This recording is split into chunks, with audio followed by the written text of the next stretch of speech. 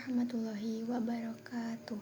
Baik, di sini saya akan menjelaskan tentang pengaruh pendidikan inklusif terhadap peningkatan kemandirian siswa dengan disabilitas. Makna pendidikan inklusif. Pendidikan inklusif adalah pendekatan pendidikan yang memberikan kesempatan kepada semua peserta didik, termasuk mereka yang memiliki disabilitas, untuk belajar bersama dalam satu lingkungan sekolah yang sama. Pengertian pembelajaran bersama tanpa diskriminasi. Pembelajaran bersama tanpa diskriminasi adalah suatu proses belajar mengajar di mana semua peserta didik, tanpa memandang perbedaan fisik, intelektual, latar belakang sosial, budaya, gender, atau kondisi lainnya, diberikan kesempatan yang sama untuk belajar di lingkungan yang sama, mendapatkan dukungan yang setara, dan diperlakukan dengan adil. Dalam pembelajaran ini, setiap siswa dihargai sebagai individu yang unik, sehingga guru menyesuaikan strategi pembelajaran agar kebutuhan semua siswa terpenuhi, tanpa melakukan perlakuan yang merugikan atau mengucilkan pihak manapun. Tujuan kesempatan setara. Kesempatan setara berarti semua peserta didik memiliki hak yang sama untuk memperoleh pendidikan tanpa hambatan atau perlakuan berbeda.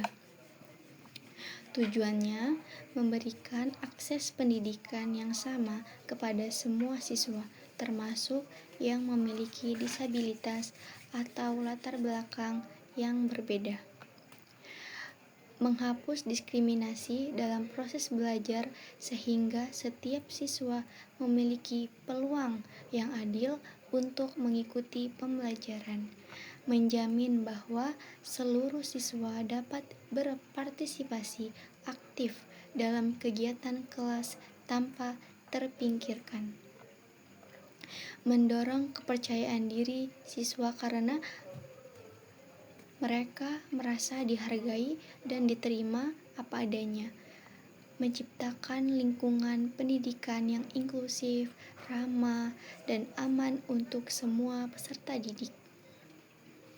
Prinsip berpusat pada anak berarti seluruh proses pembelajaran dirancang dengan fokus pada kebutuhan, kemampuan, minat, dan gaya belajar setiap peserta didik. Intinya adalah pembelajaran menyesuaikan dengan karakteristik siswa, bukan siswa yang dipaksa menyesuaikan pembelajaran. Guru memperhatikan kondisi fisik, sosial, emosional, dan perkembangan individu siswa. Setiap anak dianggap unik dan berhak mendapatkan pendekatan belajar yang sesuai. Aktivitas belajar dibuat menyenangkan, relevan, dan memberikan ruang eksplorasi bagi siswa. Peran guru lebih sebagai fasilitator yang membantu siswa menemukan potensi diri. Kurikulum fleksibel. Kurikulum fleksibel adalah kurikulum yang dapat diadaptasi sesuai kebutuhan peserta didik tanpa mengurangi tujuan pendidikan. Intinya adalah materi, metode, dan penilaian dapat dimodifikasi agar sesuai dengan kemampuan siswa, termasuk siswa dengan disabilitas. Siswa bisa belajar dengan kecepatan berbeda, lebih cepat atau lebih lambat. Guru dapat menyederhanakan tujuan pembelajaran, menyediakan alat bantu, atau mengubah cara penyampaian materi. Tidak kaku pada satu cara belajar, boleh menggunakan variasi media, proyek, atau latihan sesuai kebutuhan. Tetap mengacu pada standar nasional, tetapi praktis dan manusiawi untuk diterapkan pada siswa yang beragam. Kemandirian siswa disabilitas. Kemandirian akademik. Kemampuan siswa disabilitas untuk belajar dan menyelesaikan tugas sekolah sendiri, seperti membaca, menulis, mengerjakan soal, atau mengikuti pelajaran. Tujuannya agar siswa bisa mandiri, tidak sepenuhnya bergantung pada bantuan guru atau teman. Kemandirian sosial, kemampuan siswa untuk berinteraksi dengan orang lain, berteman, bekerja sama, dan menyesuaikan diri di lingkungan sosial sekolah. Ini penting agar siswa tidak terisolasi dan menjadi bagian dari komunitas sekolah.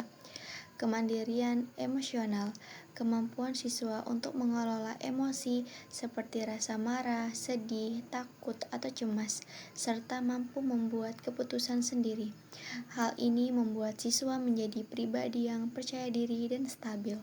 Faktor-faktor yang mempengaruhi kemandirian siswa disabilitas dipengaruhi oleh banyak hal, seperti kondisi fisik dan mental siswa, dukungan keluarga, lingkungan sekolah, metode pembelajaran, sikap teman dan guru. Semakin positif lingkungan, semakin baik perkembangan kemandiriannya.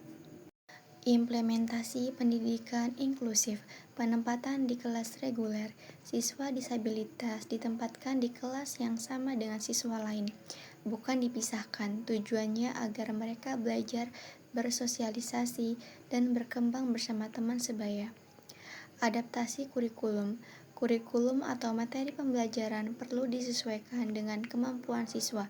Contohnya, penyederhanaan tugas, perpanjangan waktu ujian, penggunaan alat bantu belajar agar siswa bisa memahami pelajaran dengan baik. Metode fleksibel, guru perlu menggunakan metode pengajaran yang bervariasi dan tidak kaku, seperti belajar sambil bermain, pembelajaran berbasis proyek, penggunaan media visual. Metode fleksibel memungkinkan setiap siswa terlibat sesuai gaya belajarnya. Peran guru pendamping khusus GPK. GPK adalah guru yang membantu siswa disabilitas agar dapat mengikuti pembelajaran dengan baik. Tugas GPK antara lain memberikan bimbingan individual, menyesuaikan materi pembelajaran, menjadi penghubung antara guru kelas dengan siswa, memonitor perkembangan siswa. GPK memastikan siswa disabilitas mendapat dukungan yang cukup untuk belajar optimal. Peran guru dan lingkungan, memberi kesempatan mencoba sendiri. Guru memberi tugas atau aktivitas di mana siswa boleh mencoba tanpa selalu dibantu. Hal ini mendorong siswa belajar dari pengalaman, memperbaiki kesalahan sendiri, dan merasa mampu melakukan sesuatu. Lingkungan aman dan positif, sekolah atau kelas yang bebas dari ejekan, hukuman berlebihan, atau diskriminasi membuat siswa berani bereksperimen dan tidak takut gagal. Suasana positif juga meningkatkan motivasi belajar. Interaksi dengan teman sebaya, berinteraksi dengan teman, diskusi, kerja kelompok, bermain, melatih komunikasi, kerjasama, toleransi, dan menyelesaikan masalah bersama, keterampilan penting untuk hidup mandiri. Pengaruh terhadap kemandirian, peningkatan kepercayaan diri. Ketika siswa berhasil melakukan sesuatu sendiri, rasa percaya dirinya naik, berani mengambil inisiatif dan mencoba hal baru. Pengembangan keterampilan sosial, belajar berkomunikasi, negosiasi, berbagi tanggung jawab, dan memahami orang lain. Keterampilan ini membantu siswa hidup dan bekerja mandiri di masyarakat.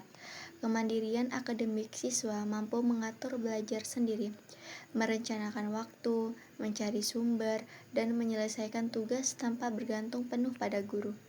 Kemampuan mengambil keputusan dengan pengalaman dan latihan, siswa belajar menimbang pilihan, memilih solusi, dan bertanggung jawab atas keputusan yang diambil.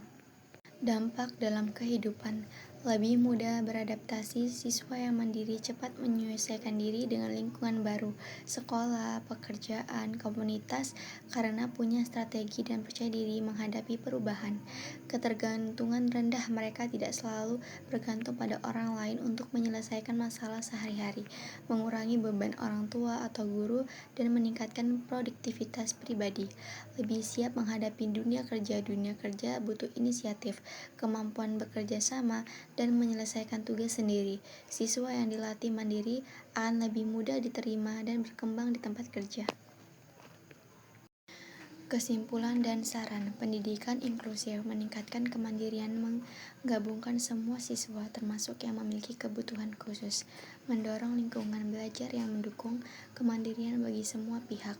Perlu peningkatan fasilitas dan kompetensi guru. Sekolah harus menyediakan sarana yang mendukung seperti alat bantu, ruang ramah inklusif, dan guru perlu pelatihan agar mampu mengajar dan membimbing beragam siswa dengan tepat. Kerjasama sekolah dan orang tua, konsistensi antara rumah dan sekolah dalam aturan, dukungan, dan harapan, memperkuat pembelajaran kemandirian. Orang tua perlu dilibatkan aktif